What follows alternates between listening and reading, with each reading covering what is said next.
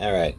We're going in 3, 2, and we're off and rolling. The Ray Powers Hour. This is now the top of the show.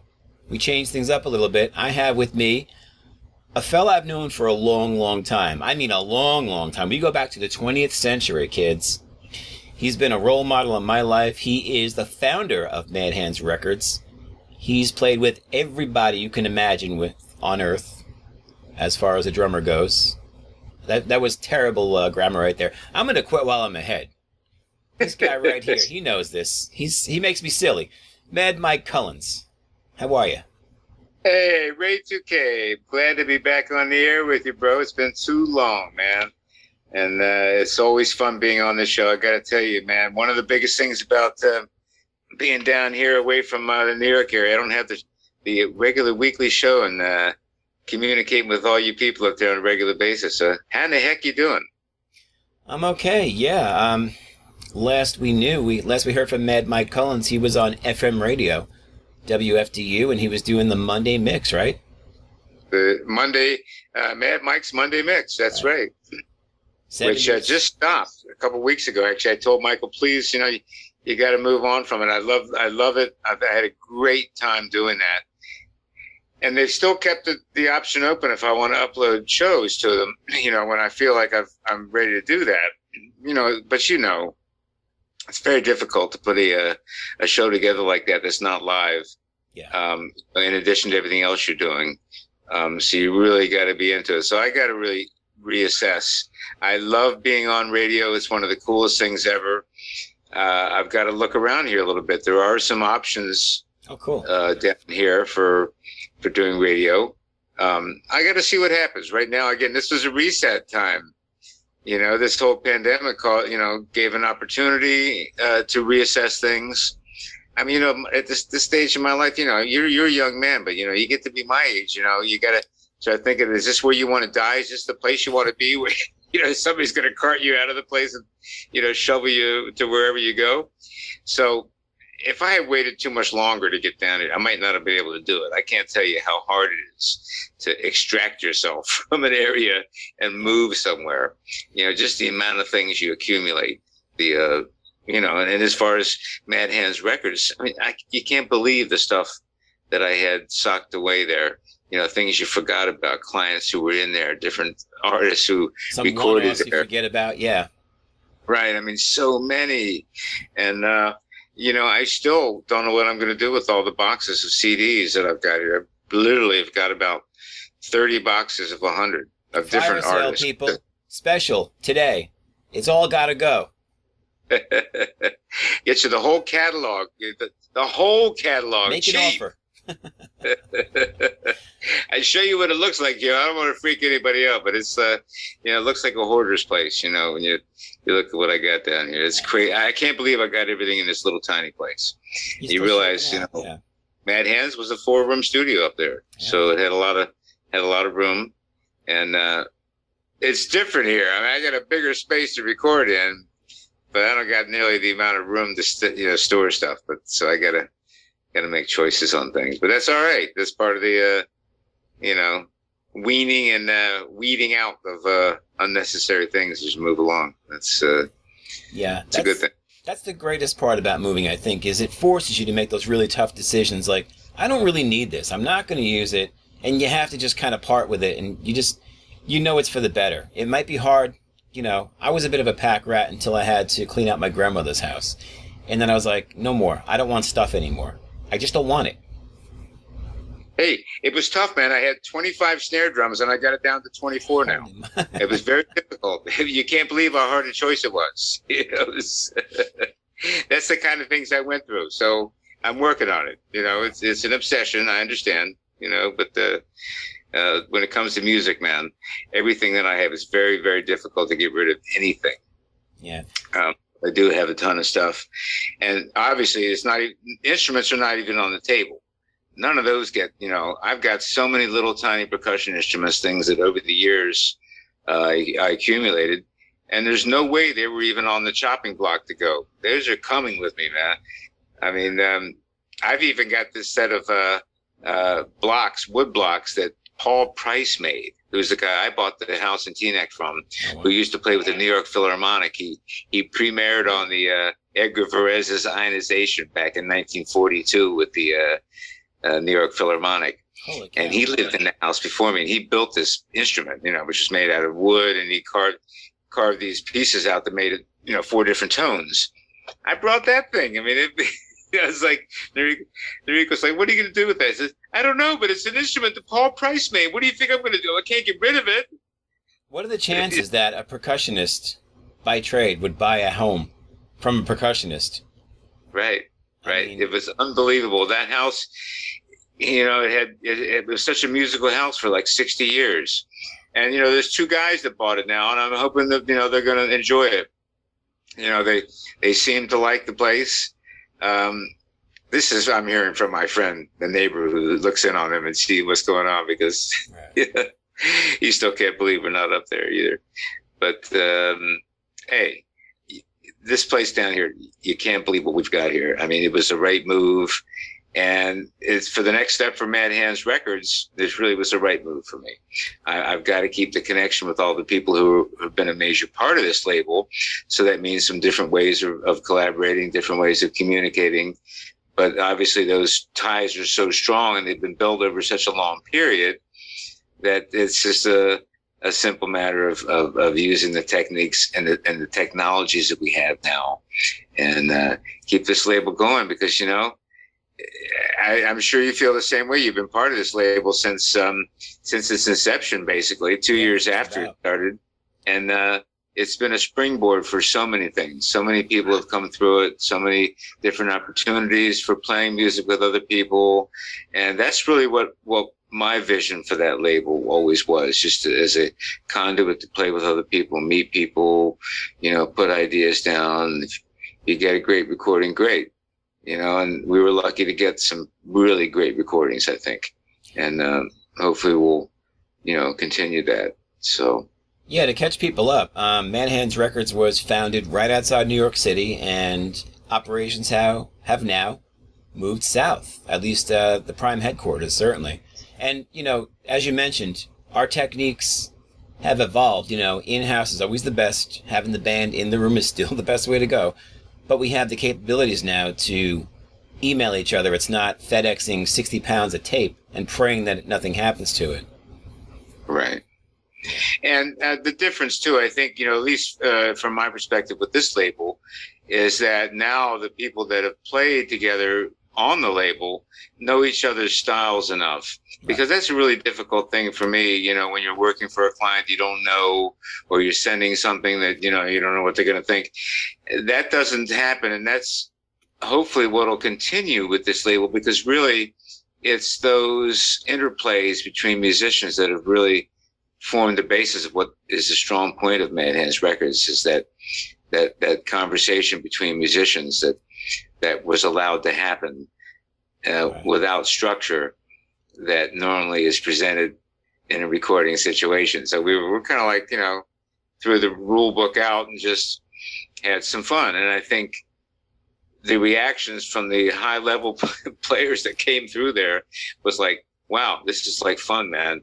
And I think, I'm hoping to have some kind of a program for playing a lot of those things, which has always been exciting to me, when the Hour of Madness, and then, whenever I can get back and do a show on the afternoon, it's just letting people hear the amazing performances that I was so lucky, and you as well, to hear and be part of out of the studio. And it really has nothing to do with, the rest of, the getting any kind of awards for anything, or being, getting made $1 million from it, because I'm rich just from the experiences and the people and the music that was created. And just for so long, I mean, the label has been now going for 27 years. Wow. So, from the first and actually, when we was recording a couple of years before that, really. So really, 29. I moved. 91. I moved 90. I moved into the house. So really, it's been over 30 years. So I'm bringing that Carmen down to here, and I've got my best buddy John Montos right down the street, who was the artist on every one of the really amazing. Amazing, recordings. He's part of those. Yeah. So we're on this next phase. We're building a rocket ship that's going to take us off this planet, before too long. So we're just, one last big push here. You know what I'm saying, tough guy? Well, we're running out of room on Earth, so that's probably a good thing to find, some place to kind of camp out, the moon or Saturn or Jupiter, or, find another galaxy maybe.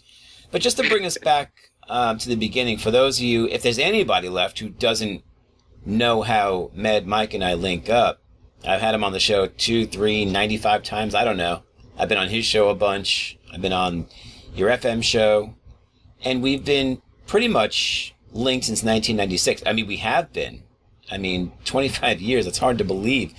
The first time I darkened your door, I had long hair. I had a band with me. I'm like, I want to make a record. Can you help me with that? But before that, you had this ridiculously, amazingly rich tour history of this who's who. And I know you're pretty much, you take it in such stride, but the names of people that you've toured with, I was like, I want this guy. He's toured with Rolling Stones. He's had Beach Boys. He's had, oh my God, look at the list of people, the Drifters, oh my God, the real Drifters, like all these, holy cow.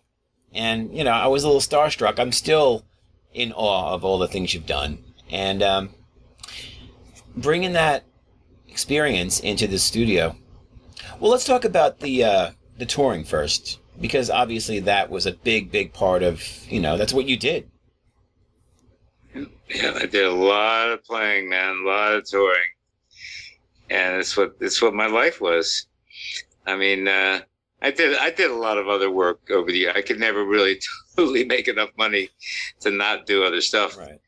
But I would say, I think the first, it goes back to 76 when I was in a top 40 band touring around, basically the eastern half of the U.S. Right. That I got my first taste of being on the road for a long period of time.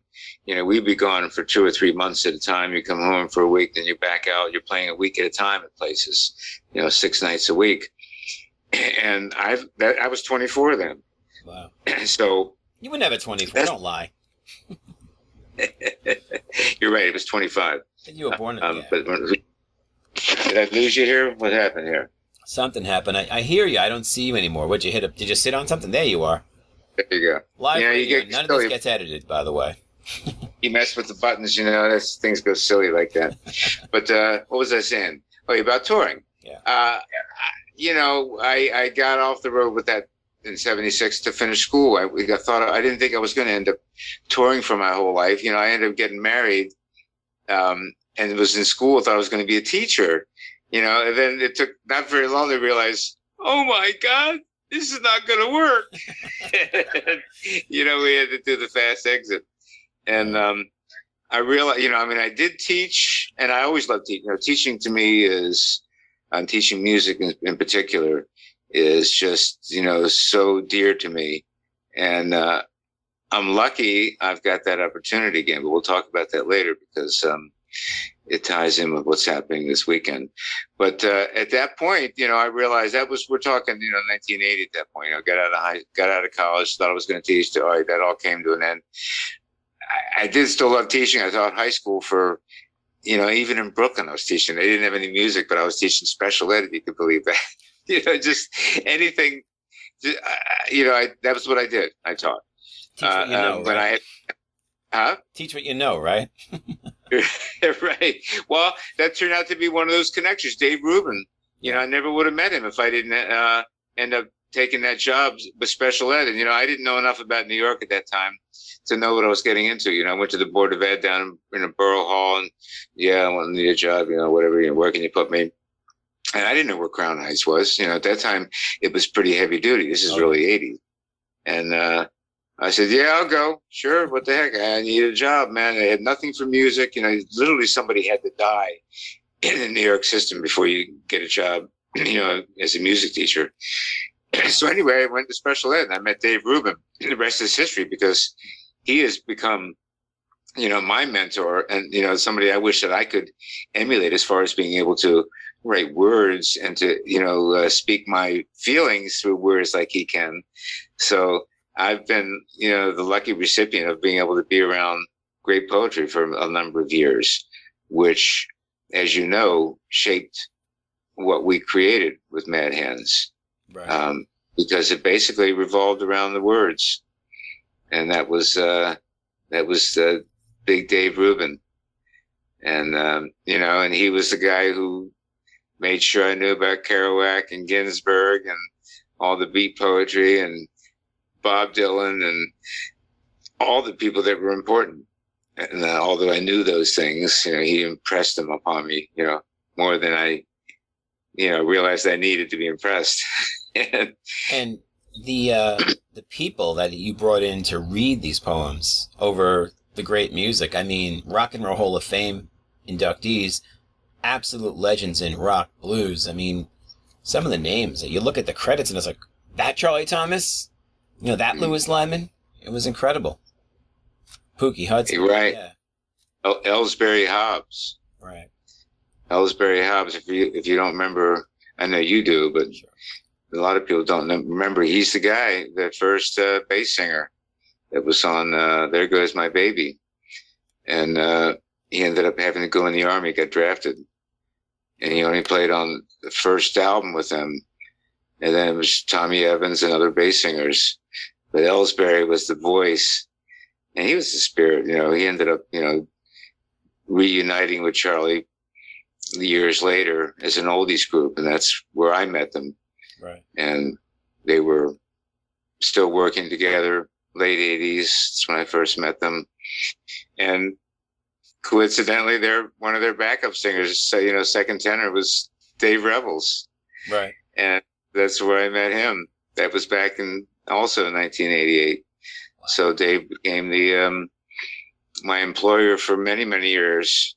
Well, indirectly. I mean, he was part of so many different acts and is now with the Shadows of the 60s, which, I've been involved with Dave and Dave Backer and all these people, whether it be through Mad Hands Records or through the performance end of the playing, all together, all these people, you've been doing this, and I dragged you into it because, you were the guy, you need to be part of that. And that was back in the late 90s too. I mean, it was probably 98 when you first started. Something like that. It's been a long time. My apprenticeship started, I think, in the late 90s, and I finally got onto the stages very, very early in the millennium, like the first couple of years. And, that was the whole thing, is I learned how to pay my dues properly. And, by the time you get up there, you better know everything. Yeah, you could play a little bass, but what about the road? What about all the things, you learn what not to do as well as what you should be doing. And, it's a very, very delicate balance when you have 10 guys on the road and you're out, like you said, for sometimes weeks at a time. It's got to be just more than chops. You have to be able to, be that guy. The new guy, you're the team player, you're driving longer, you're lifting the big cases, and, you learn so much just by being around these seasoned pros. And you guys are all seasoned pros in my eyes because, I'd known you for so long already. And the names, I mean, obviously the Drifters and Coasters, they speak for themselves. But, you and Dave and everybody else on the road, you taught me so much. And that's invaluable experience. And, I wouldn't have gotten that if I was just thrown on the road with, a bunch of people I didn't really know. Well, we passed that on. That's the teaching element. Right. That's the thing that I love the most. And, being part of it with all these people after so many years, different people get pulled into it and you bring them into other things. And it's just one big web. And they all feed off each other. So many people have been part of this whole collaboration that's Mad Hands Records. And, now it's important, more important than ever because of the move to really solidify. And we have for so long been very tight as separate players, as people who contributed to releases on the label. The challenge for us now is to keep that going, because the spirit and feeling of this label is it's a special kind of feeling. I mean, every label has its own unique kind of flavor and feel that it brings, and we're one of them. And I want to continue that. And I think, the challenge is to get more people to hear it, which is why radio is so important, and having a voice and letting people hear it. I miss that like crazy, just being able to put on Psychedelic Steppenwolves or The Answer or, any one of those hundreds of recordings. And it is hundreds of recordings when you think, the things that we've collaborated on. But now we're moving into the future. I just got Dave Rubin a digital handheld recorder, and he's going to start sending me some poetry that's got usable sound quality on it that I can start putting music to again. So we're making steps here with Dave, and he's an old school guy who marvel. I mean, a guy with 2 master's degrees in literature that could never understand how a fax machine works. So it's one of those enigmas of life. We marvel at, enjoy his creativity, his insanity, and everything he brings to the table. Yeah, I mean, he's another guy who's been like a father figure to me, just from so much experience, and you just learn from being around these people, and it's infectious, and you want to excel for these people. Speaking about being a father figure, this is Father's Day weekend. You're not only a father, but you're now a grandfather 3 times. What's that been like? I mean, you're now closer to the family, and I know that was a big part of moving, of course. Let me tell you, man, I wish I could play this video for you right now, but I'm not savvy enough to do a video while we're doing this video. But I've had 2 major jam sessions down here now, and they involve just my 2 grandkids and me. And, it's like Sophia's on the vibraphone, Matthew's on percussion, and I'm on the kit. And you can't believe the energy these kids bring. I mean, they're not trained musicians yet. I've got just the studio. It's like, come in and play whatever you want, kids. And they, all right, let's do it. Granted, Sophia runs the band. She tells us when to start. And I've got some recordings. They're little, just 2-minute, vignettes that we do. But if you could just see the looks on their faces, they're into it. It's not like they're just, let me just play. Okay, Granddad, sure, we'll have fun for you. All right, sure. They are into it. It's like, my grandson, Matthew, he looks like he's on stage in front of 5,000 people, just getting his face into it and playing his percussion part. It's so much pleasure for me.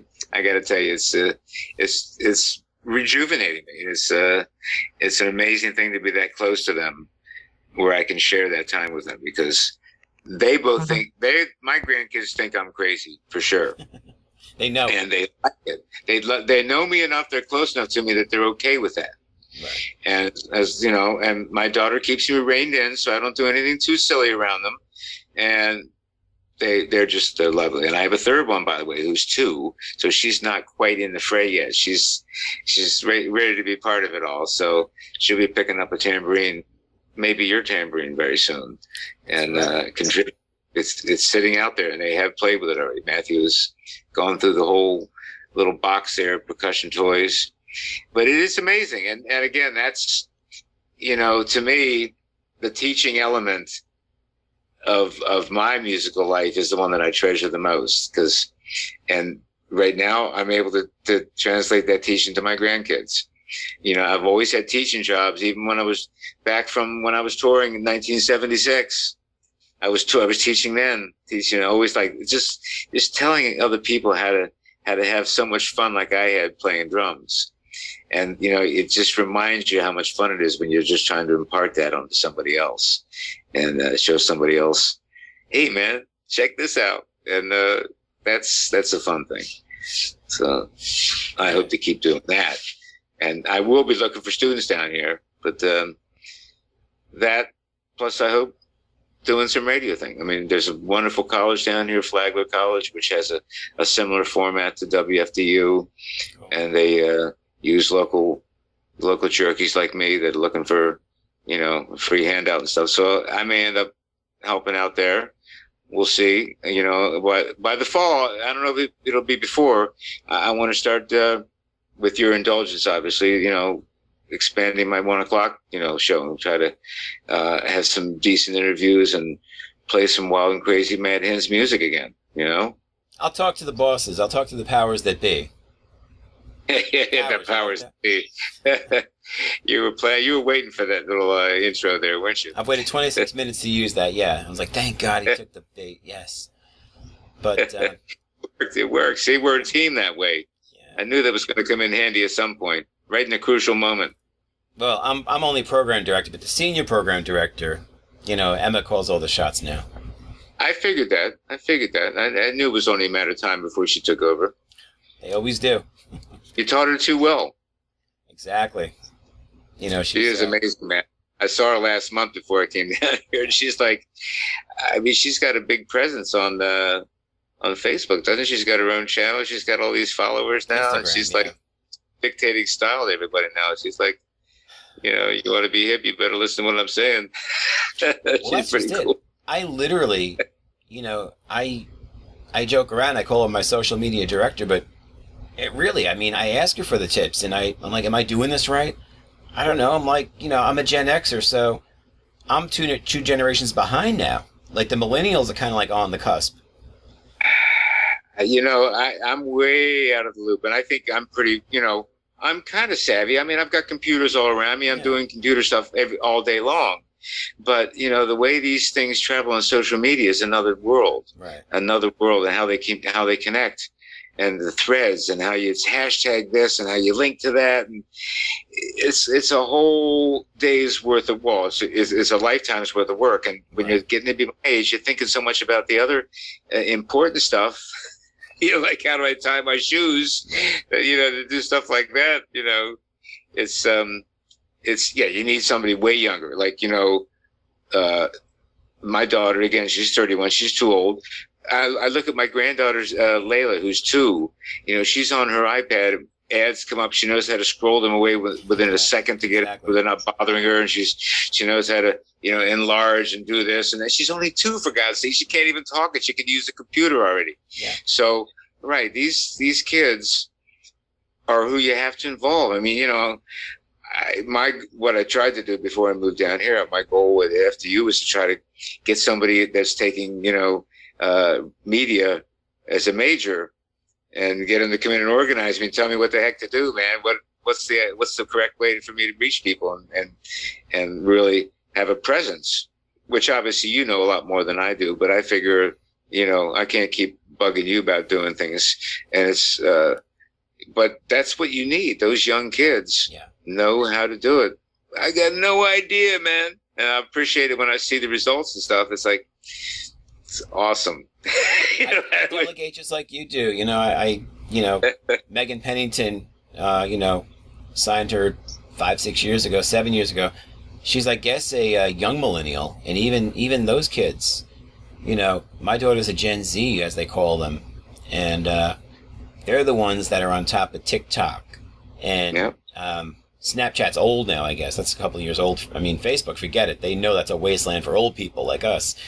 But they do Instagram still. And, she'll tell me when something new pops up. It's like, that's not going to catch. That's a fad. Stay away from that one. And it's amazing. Like, they have a feel for this. They already know. Yeah. Yeah. They're doing it. That's part of their existence. Yeah. We had stuff that we did back in our day. Every generation has it. That's part of the growth of humans. The things that they do now. I played stickball. Unlike, like Dave Rubin said, culture was for guys who couldn't play stickball. I played stickball. I had no culture. I just wanted to win. What do we know about? All these inside jokes. These are actual lyrics from Dave Rubin, and If you want any of them, by the way, go to Bandcamp, Mad Hands Records. Because you can listen to all stuff free on that website, and you can hear all the go to either Psychedelic Steppenwolf or what's Blue Cues, and listen to some of the poetry. Yeah, It'll give you a doorway into the beat poetry. absolutely. It's a baptism by Yeah. fire. You can't come back. Right. You won't want to come back. Right. Yeah, actually, man, it's weird. Like Bandcamp has it set up backwards, right? It's like madhandsrecords.bandcamp.com. I think that's how it is. But you'll find it. Yeah. Go to Right. Bandcamp. Go on. I just Google. I find his Bandcamp Mad Hands, and it'll take you right there. As they say, the internet is undefeated. You go to Google, you'll find what you need. If you can't find it on Google, probably doesn't exist. Well, maybe Amazon has it. Maybe Amazon has it, exactly. One of those two, man. Find each other. One of those two is going to come out the winner, man. I don't know who it's going to be yet.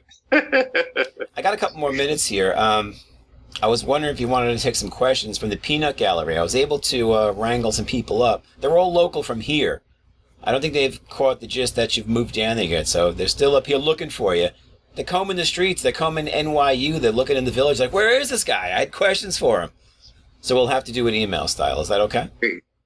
You give me a question. All right, let's see here. I'm just going to pick them out here. I got Morgan from New York City. Wants to know, when you played your first live gig. We haven't dated ourselves enough? My first live gig? Well, that was probably at the junior high, Norbeck Junior High. I was playing with, what was the name of that group? It was African Gold, I think. That was in 1968. AD, right? Huh? AD, right? AD. Okay. AD. Now, VC? Well, yeah, AD. Yeah, and that was probably the first gig. It wasn't the first time I played, but the first gig for the junior high. Yeah, official gig. It was with African Gold. I think it was the name of that group. We were playing Hendrix and stuff that was psychedelic Doors and all those kind of groups. Cream, all that kind of stuff. Yeah, that was way back, man. Probably 1968. That was, 53 years ago? Yeah. Jeez, please. My parents weren't married yet, but it would come soon. 2 years in the making. All right, what do you got for me? Another question? Let's see here. We've got JD. Doesn't say where JD is from, he or she. JD wants to know, wow, this might be tough. Most memorable concert. Now, I'm not sure if that's performance or attended, so let's just do both. Let's give JD 2 for 1 here. Well, my most memorable concert that I went to was Led Zeppelin opening for The Who at Merriweather Post Pavilion in D.C. That was April of 1969. Led Zeppelin had just come out a couple months earlier with their first album, and the Who was just getting ready to come out with the Tommy. And it was a thing to behold because Led Zeppelin played first. John Bonham played his hand drum solo and went into this thunderous ending of the solo. And you could just see Keith Moon on the sidelines going, oh, Jesus, oh, fuck, what am I going to, and he got up, they closed. And all through the Who show, he's kicking drums off, knocking cymbals down, doing anything he could to draw the attention. Up the game, yeah. I mean, it was good, but John Bonham just ruled that night. And Keith Moon was left to try to just knock drums off the stage to try to make up for it. Yeah, by that point, they were entrenched. I mean, they were established, the Who. They were headlining. Oh, they were. And don't get me wrong. I love Keith Moon. One of my favorites. He helped fashion my early years as a drummer. But John Bonham, especially that night, and them opening for the Who, and they were still promoting their first album. I can't tell you, man. That. Well, you wanted to know, and again, I was on. I had some extracurricular things in my body that were enhancing the evening. So yeah, it was awesome. As far as shows I've been part of that I was playing in, I guess I would name 2. One of them was with Mick Taylor in the city of Nagoya, Japan. This little tiny club, and I had to look up the name of it, but it was like 200 people there. It was like way downstairs, maybe 300 people. We had to crowd our way through these people to get onto the stage. these people had never seen the Rolling Stones over there at that time. This is 1986, wow. 87. And so Mick Taylor was the first semblance of a Rolling Stone that had been over there. So, the Japanese, they study the artists who come to visit them, and they knew everything about him. And they came and they showed up at this club. And it was like rabid. There was no, you couldn't breathe in this tiny room. I mean, today it'd be crazy with the pandemic. I couldn't even imagine being in a room like that now. But like us getting up to the stage and just going into our first couple songs, there was literally people swooning in the front row. There was like not enough air. People were like passing out. It was like the people were like pressing forward. Like it was one of those amazing feelings. That was a small place with not many people at all. Wow. Now, I guess the other one was the opposite. 500,000 people with Chuck Berry in Rome for May Day, as part of a big celebration that had probably 20, 30 groups from all over Europe celebrating May Day, and they were celebrating Chuck Berry as the main headlining act for that. Just to look out into a crowd of that many people and you go, all right, here we go. And that particular stage was one where the groups before the group that was ready to go on was like, it was a circular stage, so you were behind. Right. And they would flip the stage around, and you're right there looking at the crowd there. And actually, if you wanted to see any part of that show, just to see just how manic it was, you can go on YouTube. You can see Chuck Berry, Rome, 2007, and that was amazing. There's nothing really you can do to describe it. Being on stage with Chuck Berry with that many people in that kind of event. That's got to be surreal. I mean, the horizon, at some point you just have to lose track of how many people 500,000 really is. I mean, you don't see them all. It's just, there's, anywhere you look, there's people. It's just got to be, I can't even put myself in that place. I grew up in New York, and I can't imagine that many people in one place. They had us housed in this old monastery, maybe a mile away from the stage. I'm going to forget the name of the plaza that we played. It was an outdoor show there, maybe a half a mile from the Coliseum, not that far away. Wow. But we were in like an old monastery that had been converted into a hotel. It was this big marble building. And actually, the TVs in there, you could hear the show going on, acts were playing before us. We were still in the hotel, and you had the delay because the TV was playing what was happening. Right. You could hear out the window up the hill the music playing, and it was like a 5 or 6 second delay on the TV that you were hearing. But when they came to pick us up to drive us up there, it took a long time, man, to drive through all these people. So we saw how many people it was. Like, geez, man, this is insane. And this whole plaza, it's just a whole, you couldn't see the roads or any of the trees or anything. It was just all people. And it was amazing. And May Day 2007. Wow. I was part of that whole touring troupe at this point. I was still on the B team. And if I didn't say I wasn't a little jealous of Dave Backer, I wouldn't be human. But I'm glad he got to do that with you guys. That was the A team right there. And man, oh man. I mean, I played in front of a lot of people, 40, 50, 60,000 people in a field. Same thing, a festival, but that's tenfold. That's insane. And that's not even the biggest crowd you played in front of. I think, didn't you do like 750 at the Kremlin? No, the Kremlin wasn't a big crowd. Oh, no? But no, it was, but that was in the hallowed sanctuary that all the Politburo used to have the meetings, where Khrushchev used to rule. So that was like almost like a recital room. Wow. That probably only had maybe 2,000. Oh, wow. Well, I got bad info. I'm sorry. Yeah, no, the Kremlin was a very small room. That was heavy duty security to get into that, because at that time we played there, and that was the end of 2003. They just had the terrorist bombing that happened right there across from Stalin's tomb, or Lenin's tomb, rather, Lenin's tomb. And so that's where we were playing, which is right at the entrance to the Kremlin.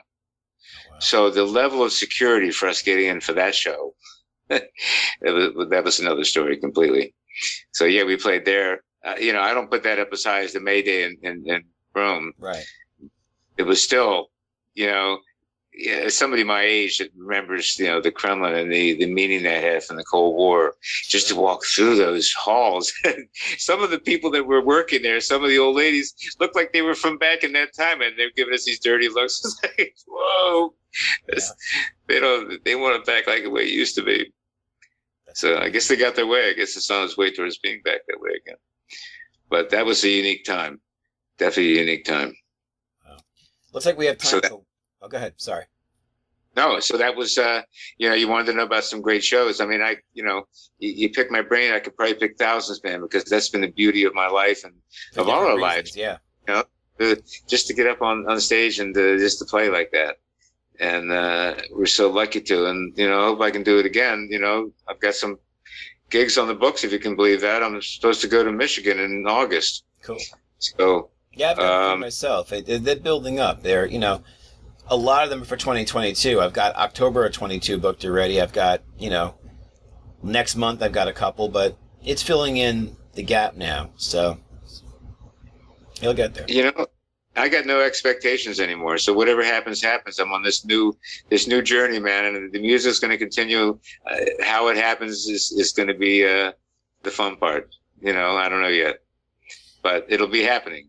And hopefully you'll be a big part of it. I'm sure you will. Oh, definitely. I can't wait to come down and see it. Yeah. Well, hey, I got a spare room here. Like I said, man, I got the house is one floor as opposed to 3 floors in Teaneck, but it's just as big to me. And I got extra rooms and I don't have to climb up and down stairs, and there's still plenty of separation for people to be staying here and not being around us. It's cool. Excellent. Got a half-acre yard. It's man. Yeah, it's hard to believe. So, what? That's not heaven? It is heaven, okay? I'm feeling like that. Looks like we have time for one more of these. Zach? Give me a quick. Zach in Englewood, New Jersey. Again, another one who hasn't gotten the memo that you left. Right around the corner. Yeah. Zach wants to know, he wants you to pick one item off your bucket list, something you still haven't accomplished, I guess, something that you still on the table for you. That's so hard, man. I want to be able, bucket list would be to be able to keep doing this at least for, another 10 years. What, till I'm 80? There you go. I can't say there's a specific thing anymore. I mean, I've been lucky enough. My wife has taken me traveling to a lot of places. If we get to travel again, that'll be a lot of fun. I love going, anywhere that I've never been, because I'm always fascinated with it, just how different the world is everywhere I go. So if anything, sure, I'd love to keep traveling. I want to keep playing too. As far as bucket list with individual things, I've been lucky, man. I got 3 grandkids. I played, I got a great record label. I got great friends, and I just keep it going. Let's just keep it going. Something to be said about continuity. Yeah. Why stop now, right? What, are you going to start a new career? Are you going to become a pilot? I mean, you never know. Yeah, well, like Ruben said, he's only giving it till he's 80 before he gives up and gets into something else. A real job. He'll go legit. Yeah. Well, you're going to be on top of things, I have no doubt, Ray. So, you're right on the cusp. You got that, the station is awesome. And, it was such a pleasure, an honor to be able to do the Hour of Madness for so long. And once I feel like I've got something more to contribute again, I'm going to be back on there, because I ran out of gas, man. I marvel how you still are able to, make that happen. And I'm going to through college. I have no choice. I keep working. I keep churning, man. Oh, well, I'm working, no doubt. But to keep coming up with them ideas, it's hard to do, man. You've done it for so long now, and obviously you've gotten a lot of people who believe in you. So that means you're doing the right thing. So keep doing what you do. You know what I'm saying? I had good guidance from my dad. I had my mom. I had, people like you, Dave Rubin. All the Daves, really. Dave Backer. Yeah. A great name. Dave Rebels. Yeah, Echo. List goes on and on. I mean, Dave Rubin, yeah. Dave Smith. Dave Smith, here you go. But go check out the entire collection. Seriously, madhandsrecords.bandcamp.com. It's the whole works. And there'll be more to come. We're adding to it every single day.